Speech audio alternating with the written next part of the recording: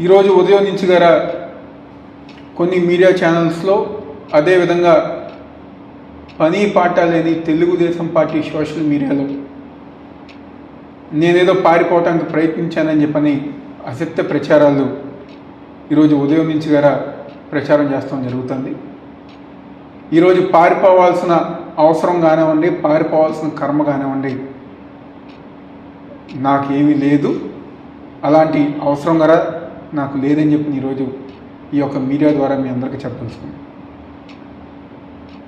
దాదాపుగా 2 నెలల నుంచి గారా విజయవాడలో మా కార్యాలయంలో కానివ్వండి, మా వైఎస్ఆర్ కాంగ్రెస్ పార్టీ ఆఫీస్ కార్యాలయంలో కానివ్వండి,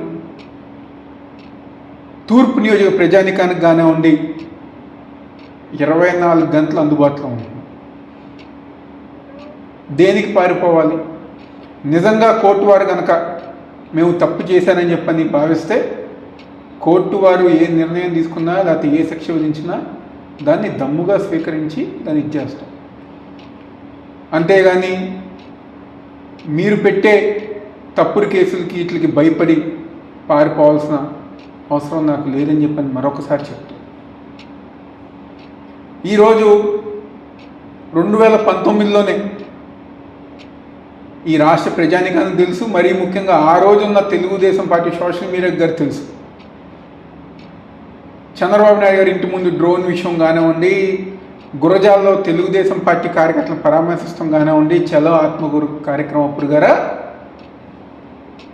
మిగిలిన తెలుగుదేశం పార్టీ నాయకులకు నేనేం పారిపోలే.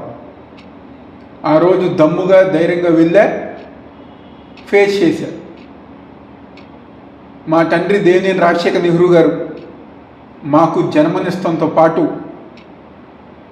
ధైర్యంగా ఉండటం గారు నేర్పించారనే విషయం ఈ పని పాట లేని తెలుగుదేశం పార్టీ సోషల్ మీడియా తెలుసుకోవాలని చెప్పని భావిస్తూ, మా నాయకుడు వైఎస్ జగన్మోహన్ రెడ్డి గారు, మా పార్టీ వైఎస్ఆర్ కాంగ్రెస్ పార్టీ మా కార్యకర్తలకి ఏ చిన్న ఇబ్బంది వచ్చినా 24 గంటలు మేము అండగా ఉంటాం, అందుబాటులో ఉంటాం,